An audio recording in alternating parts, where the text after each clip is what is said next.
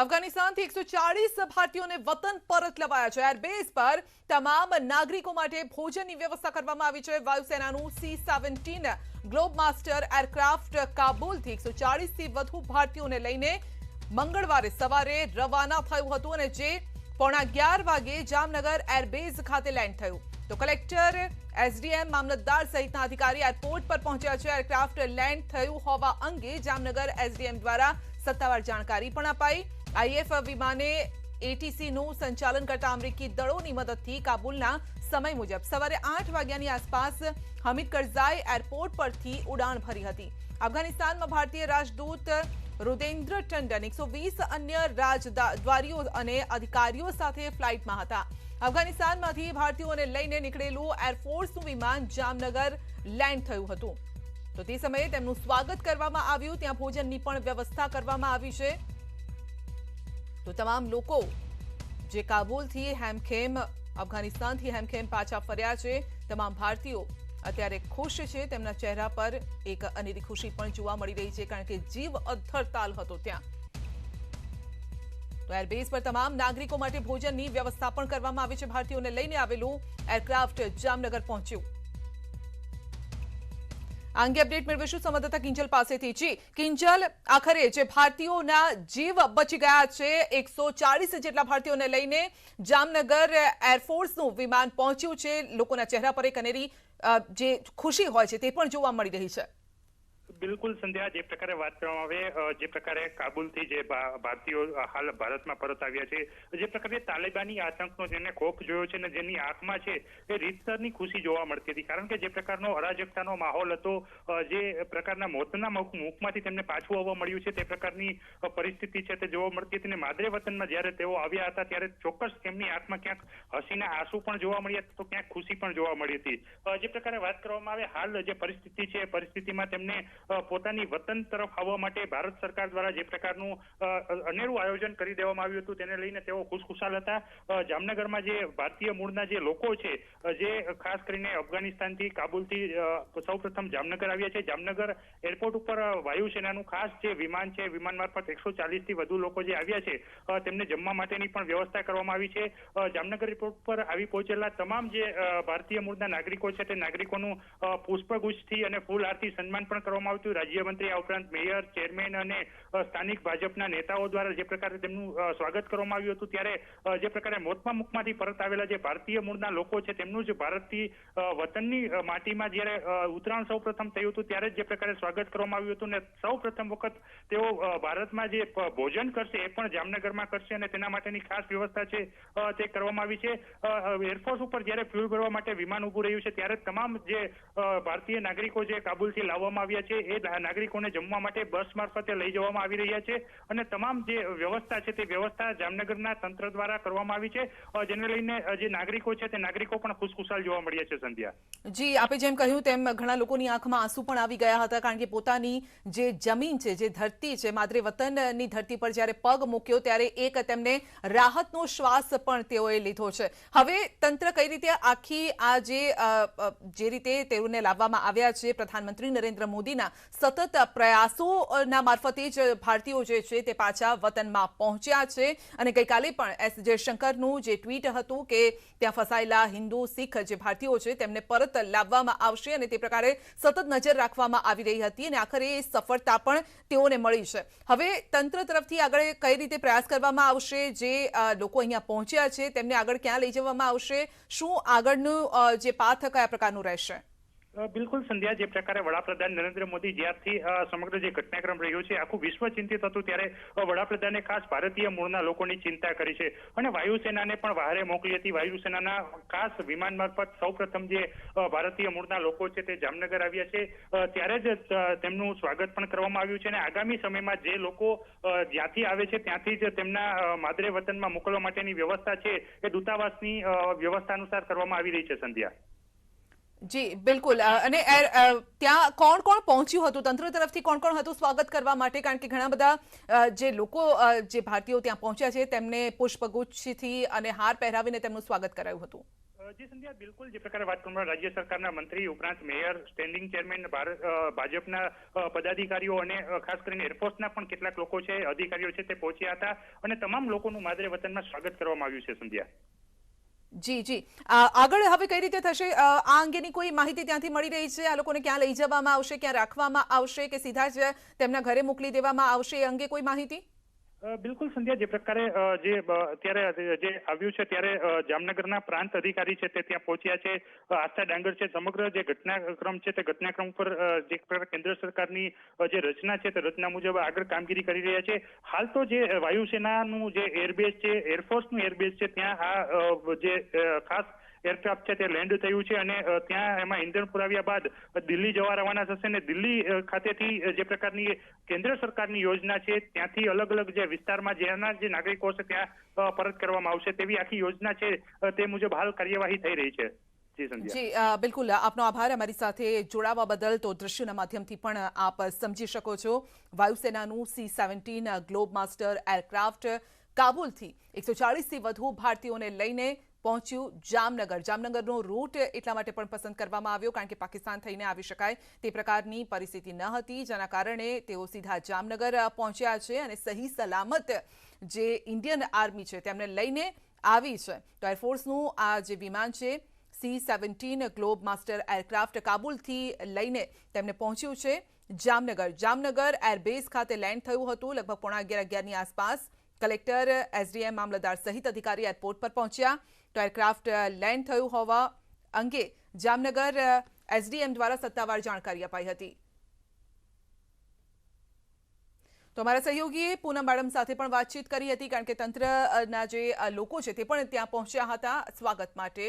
સાંભળો તેમણે શું કહ્યું. જ્યારથી જ અફઘાનિસ્તાનમાં જે પરિસ્થિતિનું નિર્માણ થયું ત્યારથી જ એમઈએ કેન્દ્ર સરકાર માનનીય નરેન્દ્રભાઈના નેતૃત્વમાં એમઈએ સતત આપણા ભારતીય નાગરિકોની સુરક્ષાને લઈને ચિંતિત હતી.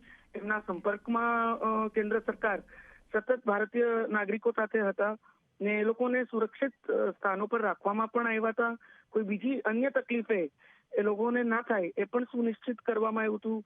કોઈ પણ જાતની મેડિકલ હેલ્પ હોય, અન્ય કોઈ હેલ્પ હોય, એ પણ તમામ નાગરિકોની, ભારતીય નાગરિકોની તમામ સુવિધા અને સુરક્ષાને સતત એ લોકો મોનિટર કરી અને આજે પહેલો લોટ એટલે 150 થી 180 જેટલા ભારતીય નાગરિકોને આજે ભારત પરત એરફોર્સ એરક્રાફ્ટમાં જ લઈ આવવામાં આવ્યા છે.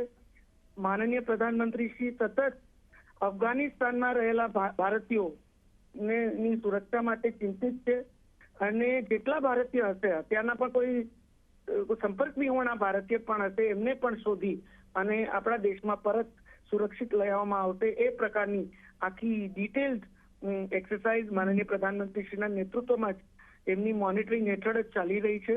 અને આ પહેલું એરક્રાફ્ટ અત્યારના જામનગર એરબેઝ ઉપર તમે હમણાં જ દ્રશ્યો જોયા પણ હશે, લેન્ડ થઈ ગયું છે અને થોડી જ વારમાં આ એરક્રાફ્ટના માધ્યમથી જે તે વિસ્તારના જે લોકો હશે, દેશના જે ભાગોમાંથી લોકો હશે એમને પણ પહોંચાડવાની વ્યવસ્થા કરવામાં આવશે. જી પૂનમબેન, આપની સાથે કોઈની વાતચીત થઈ શકી છે આપની જે લોકો પરત આવ્યા છે તેમની સાથે? હજી તો થોડું જલ્દી છે અને હજી સુધી કોઈ સાથે એ ડિટેલમાં કોઈ વાત નથી થઈ, પણ હું તમને એટલું અશ્યોર કરું છું જે મને પણ વાત ખબર છે એ મુજબ જે માહિતી મારી પાસે છે એમાં ભારતીય નાગરિકોની સુરક્ષા પહેલા દિવસથી જ જ્યારથી પરિસ્થિતિ ત્યાં કથળી ત્યારથી જ સુનિશ્ચિત કરવામાં આવી હતી. એટલે ભારતીય નાગરિકોને કોઈ તકલીફ ના થાય એ પ્રકારે સુરક્ષિત સ્થાને રાખવાથી લઈ અને આજે એમને ભારત પરત પહોંચાડવાથી લઈ તમામ કેન્દ્ર સરકાર નરેન્દ્રભાઈ માનનીય પ્રધાનમંત્રીશ્રીના નેતૃત્વમાં સતત આ કાર્ય કરવામાં આવ્યું છે. એટલે ભારતીય નાગરિકો ને મને નથી સંઘર્ષપૂર્ણ પરિસ્થિતિ છે પણ આ ભારતીય નાગરિકોને કોઈ સંઘર્ષ ફેસ ના કરવું પડે એ પ્રકારની વ્યવસ્થા કરી એમને પરત લાવવામાં આવ્યા છે. તો આ સાથે જ સહયોગી જનક દવે પણ આપણી સાથે જોડાઈ ગયા છે. જી જનક, જે વાત આપે સવારે કરી હતી તે જ પ્રકારે લેન્ડ થયું છે આ પ્લેન એરફોર્સનું અને જે ભારતીયો પરત ફર્યા છે આંખોમાં આંસુ છે અને ખુશી પણ છે અને તેમના માદરે વતન પહોંચવાનો એક અહેસાસ, એક રાહતનો શ્વાસ તેઓ લીધો છે. PM નરેન્દ્ર મોદીના સહયોગથી આ શક્ય બન્યું છે. બિલકુલ સંધ્યા, સમજવું જોઈએ જે પ્રકારની પરિસ્થિતિ અત્યારે અફઘાનિસ્તાનની અંદર છે અને કે કેટલા દિવસથી એ પરિવારો જે અંધારી રાત જે કહી શકાય, જીવનની સૌથી ખોફનાક રાત જે કહી શકાય, એ પ્રકારના દિવસો અને રાત વિતાવી છે. એ પરિવારો જ નહીં, પરંતુ એ પરિવાર સાથે સંકળાયેલા બીજા ભારતમાં રહેતા પરિવારો પણ સૂઈ નથી શક્યા. આ જે તસવીરો છે, જે દ્રશ્યો છે ટીવી સ્ક્રીન પર જે જોયા છે, પરિવારોએ પણ રાહતનો શ્વાસ લીધો છે.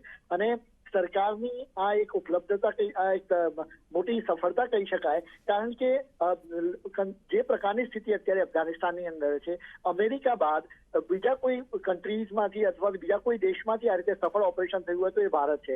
તો એમાં ચોક્કસ કહી શકાય કે સરકારની ડિપ્લોમેસી અને સરકારના સંપર્કો, મિનિસ્ટ્રી ઓફ એક્સટર્નલ અફેરની વિદેશ નીતિના કારણે જ આ શક્ય બન્યું છે. ગઈકાલથી 2 વિમાન એર ઇન્ડિયાના જે સિવિલિયન એરક્રાફ્ટ કહી શકાય, એને સ્ટેન્ડ બાય રાખવામાં આવ્યા હતા. પરંતુ ગઈકાલે આપણે સંધ્યાજી જે રીતે જોયું હતું, કાબુલ એરપોર્ટ પરનો જે અડધો હિસ્સો જે સિવિલિયન વિસ્તાર છે એના ઉપર તાલિબાનોએ કબજો જમાવી દીધો અને ત્યારબાદ યુએસ એરફોર્સ જે મિલિટરી બેઝ છે એના ઉપર કબજો મેળવવાનો પ્રયત્ન કર્યો, પરંતુ યુએસ ફોર્સિસ હોવાના કારણે શક્ય નહોતું બન્યું. ત્યાર પછી યુએસ એરફોર્સે સિવિલિયન એરલાઇન્સ પર રોક લગાવી દીધી. માત્ર મિલિટરી ઓપરેશન થઈ શકે એ માટેના જ વિમાનોને અનુમતિ આપવામાં આવી હતી. એના કારણે જ કાલની જે વિમાનો એર ઇન્ડિયાના જે મોકલવાના હતા ભારત સરકાર દ્વારા, એ મોકલાવ્યા નહોતા. અને ત્યાર પછી મિલિટરી ઓપરેશન હોવાના કારણે C-17 ગ્લોબ માસ્ટર, જે માલવાહક જહાજ તરીકે પણ આપણે જાણવામાં આવે છે, અને મોટું છે જહાજ, જેમાં 170 જેટલા જે ભારતીયો છે, જે દૂતાવાસમાં કામ કરતા હતા, કોઈ ધંધા રોજગાર માટે જે લોકો ત્યાં પહોંચ્યું હતું, એ પોતાના પરિવાર સાથે, નાના બાળકો હોય, મહિલાઓ હોય, વૃદ્ધો હોય કે યુવા હોય, એ તમામ લોકોને સફળતાપૂર્વક ત્યાંથી ઇવેક્યુએશન કરવામાં આવ્યું છે.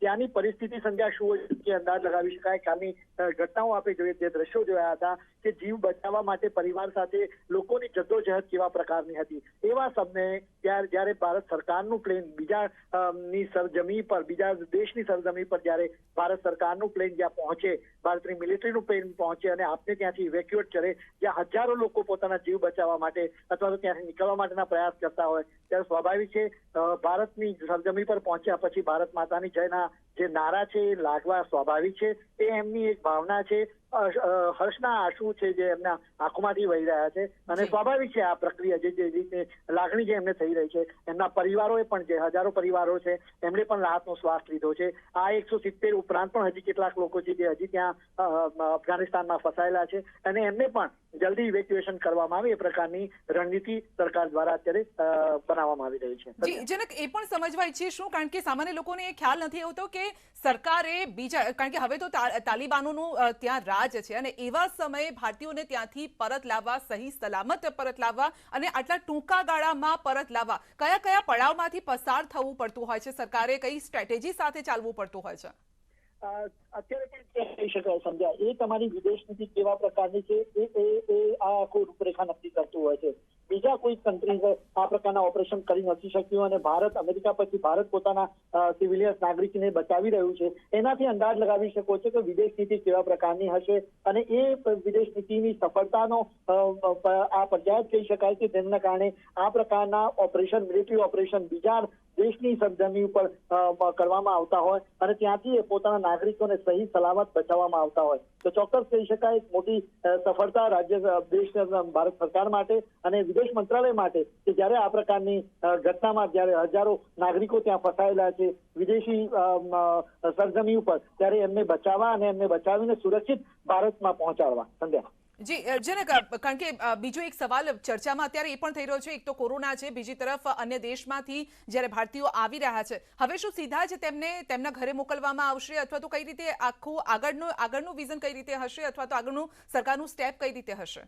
જે 170 જેટલા નાગરિકોને લાવવામાં આવ્યા છે, એમાં સરકારી કર્મચારીઓ પણ છે જે દૂતાવાસ, હાઈ કમિશનરેટમાં કામ કરતા હતા. એ ઉપરાંત કેટલાય ગુપ્ત દસ્તાવેજો છે, કારણ કે 400 જેટલા મોટા પ્રોજેક્ટની અંદર ભારતનું ઇન્વેસ્ટમેન્ટ હતું. અફઘાનિસ્તાનની જે છેલ્લા 20 વર્ષમાં જે શકલ સુરત જે બનાવવામાં આવી, એક નવું અફઘાનિસ્તાન બનાવવામાં આવ્યું, એમાં ભારતની બહુ મોટી ભૂમિકા હતી. લગભગ 21,000 કરોડથી વધારેનું ઇન્વેસ્ટમેન્ટ ભારત સરકારે અફઘાનિસ્તાનની અંદર કર્યું હતું. એ ચાહે એની પાર્લામેન્ટ હોય કે સ્કૂલો હોય કે એ પ્રકારની તમામ જે ઇન્સ્ટિટ્યુશન્સ છે એ બનાવ્યા ભારત સરકારે.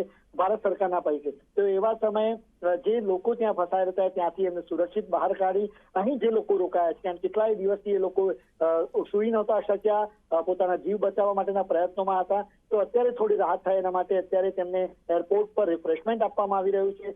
ગુજરાતના જેટલા લોકો છે એમને ત્યાં એરપોર્ટ પર જ ત્યાંથી જે વિદા કરવામાં આવશે ઇમિગ્રેશનની પ્રક્રિયા પૂરી કર્યા પછી, અને બાકીના જે લોકો છે જે દેશના અલગ અલગ ખૂણાઓમાં છે રહેનારા છે એમને અહીંથી સીધા ઇન્ડિયન એરવેઝ જે ગાઝિયાબાદમાં છે ત્યાં લઈ જવામાં આવશે. ત્યાં ગાઝિયાબાદથી પછી એમને ત્યાં ઇમિગ્રેશનની જે પ્રક્રિયા છે એ પૂરી કરી અને ત્યાંથી એમને એમના ઘરે જવા દેવામાં આવશે. જી, આખી જે ઘટના છે એમાં અમેરિકાની ભૂમિકા કયા પ્રકારની રહી છે? કારણ કે ત્યાંથી ભારતીયો આવ્યા છે, એરપોર્ટ પર જે રીતે અમેરિકન સૈનિકો પણ જોવા મળ્યા છે ત્યાં, તો કઈ રીતે અમેરિકાની ભૂમિકા ત્યાં જોવા મળી છે કાબુલમાં? સંજય, આ ઘટના શરૂઆત પણ અમેરિકામાં જે રીતે યુએસ પ્રેસિડેન્ટ બાઇડને જે પોતાના ચૂંટણી ઢંઢેરામાં કહ્યું હતું કે યુએસ ફોર્સીસને પાછી બોલાવવામાં આવશે, અને મે મહિનાથી જયારે આ ફોર્સીસનું જયારે અમેરિકામાં પાછી જવાનું વિડ્રોઅલ શરૂ થયું ત્યાર પછી તાલિબાન વધુ તાકાતવર થયા અને ત્યાંથી જ એમને જગ્યા ખાલી કરી. જેવી રીતે યુએસ ફોર્સીસે પોતાના વેપન્સ પણ અફઘાન આર્મીને આપ્યા, પરંતુ અફઘાન આર્મી તાલિબાન સામે ટકી ન શકી અને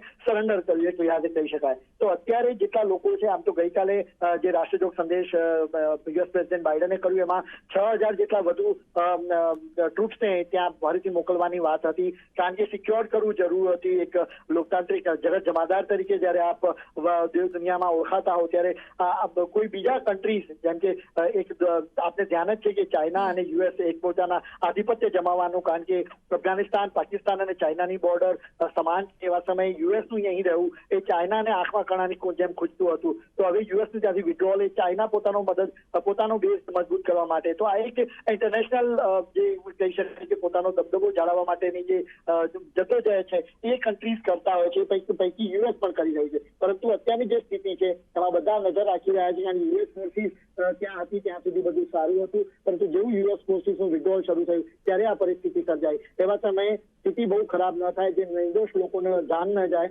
કારણ કે તાલિબાનનું જે આખું બંધારણ છે શરિયાની મુતાબિક છે અને શરિયામાં પણ પોતાની રીતે મોડિફિકેશન કરતા રહ્યા છે. તો એવા સમયે ઇસ્લામિક કન્ટ્રીને જો રેકોગ્નાઇઝેશન ચાઇના અથવા પાકિસ્તાન દ્વારા આપવામાં આવે તો એ પણ એક મોટું તાલિબાનને આપવામાં આવે તો એ પણ એક મોટું નુકસાન થઈ શકે એમ છે. તો એવા સમયે યુએસની દખલઅંદાજી કેવી રીતે રહે છે, જગત જમાદાર તરીકે યુએસની દખલઅંદાજી કેવી રીતે રહે છે એ પણ આવનારા સમયમાં જોવું રહ્યું. સમજ્યા? જી જનક, આ પહેલો પડાવ છે અથવા તો હજી આ શરૂઆતનો આ પડાવ કહી શકાય કે આપણે ભારતીયોને પરત લાવ્યા છે, હજુ બીજા એવા કેટલાય ભારતીયો છે જે ત્યાં ફસાયેલા છે. સવાલ એ છે કે એ એવી જગ્યાઓ પર છે જ્યાંથી તેઓ એરપોર્ટ નજીક પણ પહોંચી શકે એ પરિસ્થિતિ નથી, કારણ કે ગઈકાલે અમુક જ વિડીયો આપણી પાસે આવ્યા છે, ઘણા બધા એવા વિડીયો છે, અથવા તો જે પરિસ્થિતિ છે સાચી પરિસ્થિતિ હજુ પણ કદાચ દુનિયા સામે નથી આવી રહી. તો હવે એવા લોકોને લાવવા માટે એક અલગથી રણનીતિ ઘડવી પડશે અમેરિકા સાથે, અથવા તો ત્યાં પણ તાલિબાની સાથે કદાચ કોઈ સેટલમેન્ટ અથવા તો એવી વાતચીત કરવી પડે, તો શું ભારત એ રીતે પણ વાતચીત કરવા તૈયાર રહેશે?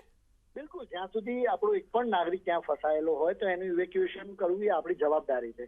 તો હવે તાલિબાન સાથે વાત કરવી પડે કે બાકી કન્ટ્રી સાથે પ્રેશર ક્રિએટ કરવું પડે એ પણ સૌથી મોટી વિદેશ નીતિ તમારી કેવી રીતે સફળ રહે છે એ એના પ્રતાપે જ આ બધું થઈ શકતું હોય છે. અને એના કારણે જ આ જે ઓપરેશન થયું એ બહુ મોટું ઓપરેશન કહેશે, મિલિટરી ઓપરેશન છે. આ પ્રકારે જયારે અસમંજસતા હોય, અને આના પહેલા પણ આપને સંજય યાદ છે કે જયારે સુષ્મા સ્વરાજ વિદેશ મંત્રી હતા, કેરલાની કેટલીય જે નર્સિસ હતી એ વિદેશોમાં ફસાયેલી હતી, તો એમને સફળતાપૂર્વક બીજા કન્ટ્રીઝમાંથી ઇવેક્યુએશન કરવા એ તમારું ઇન્ટરનેશનલ વિદેશ નીતિ તમારી સૌ સારી હોય, બીજા રાષ્ટ્રો સાથે તમારા રિલેશન કેવા પ્રકારના છે એના ઉપર દારોમદાર રાખે છે. અને આ પણ જે ઇવેક્યુએશન થયું છે સૌથી મોટું સફળ કહી શકાય, કારણ કે અત્યારે અફઘાનિસ્તાનમાંથી માત્ર યુએસ સિટીઝન્સ છે એમને જ ત્યાંથી ઇવેક્યુએશન ત્યારે મિલિટરી ઓપરેશન જ થઈ શકાય છે. સિવિલિયન એરલાઇન્સ બંધ છે, એરસ્પેસ બંધ છે.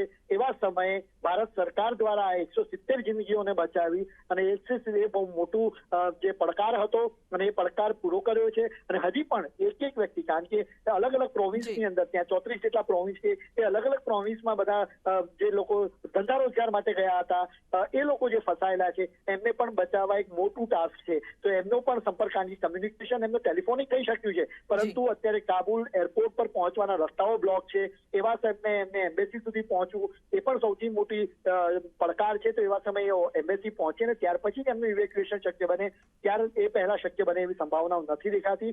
એવા સમયે હજી પણ જેટલા લોકો ત્યાં ફસાયેલા છે એમની સાથે સંપર્ક કરવાના પ્રયત્નો વિદેશ મંત્રાલય દ્વારા બિલકુલ કરવામાં બિલકુલ આવ્યા છે. જનક, આપનો આભાર અમારી સાથે જોડાવા બદલ. તો પહેલી આ સફળતા મળી છે અને હજુ પણ સરકારની એ જ પ્રયત્ન છે, એ જ વિચારી રહ્યા છે કે જે ભારતીયો ત્યાં ફસાયેલા છે તેમને કઈ રીતે ઝડપથી ભારત લાવવામાં આવે.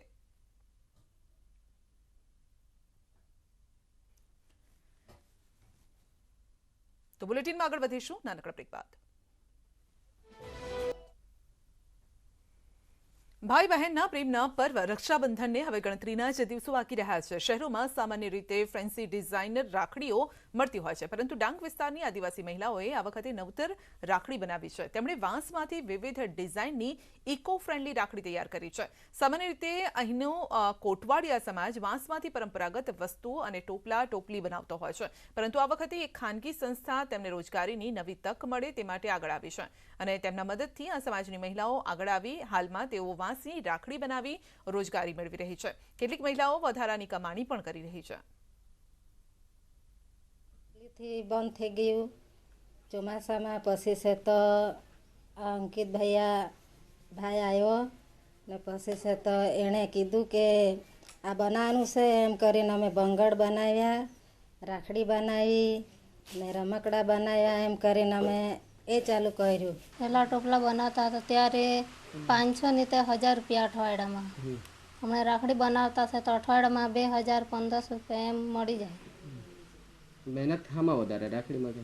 ની રાખડીમાં તો મહેનત ઓછી છે, ટોપલા બનાવવામાં મહેનત વધારે છે. ખંડવામાં પર્યાવરણના રક્ષકોએ એવું કંઈક કર્યું કે કોરોના સામે જીત પણ સુનિશ્ચિત થઈ રહી છે અને પર્યાવરણને બચાવવાની પહેલે પણ ગતિ પકડી છે. આને તો કહેવાય છે એક પંથ અને બે કામ.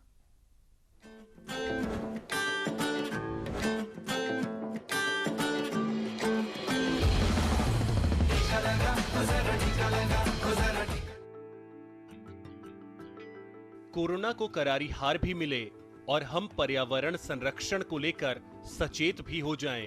इन दोनों अनिवार्य सबक को कैसे एक साथ पूरा किया जा सकता है, अगर ये समझना हो तो आप मध्य प्रदेश के खंडवा आ जाइए। यहाँ खंडवा जिला प्रशासन ने मानव सभ्यता को बचाने की 2 अनिवार्य मुहिम को एक सामाजिक संस्था के साथ मिलकर एकाकार कर दिया है।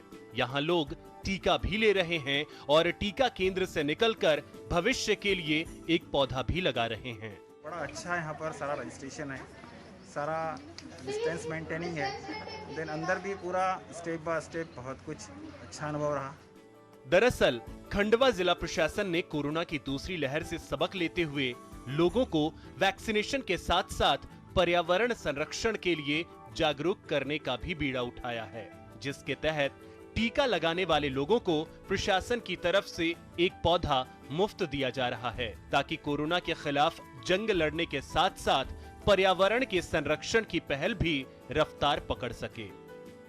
जो कैंप्स लगाए जा रहे हैं वैक्सीनेशन के और अन्य गतिविधियां भी जो हो रही हैं, उनमें लोगों से ज़्यादा आग्रह किया जा रहा है कि वह पौधे लगाएं, ताकि पर्यावरण का संरक्षण के साथ साथ ऑक्सीजन जो है वो भी जनरेट होती है। बहरहाल खंडवा जिला कलेक्टर की इस नायाब पहल से लोग बेहद उत्साहित हैं।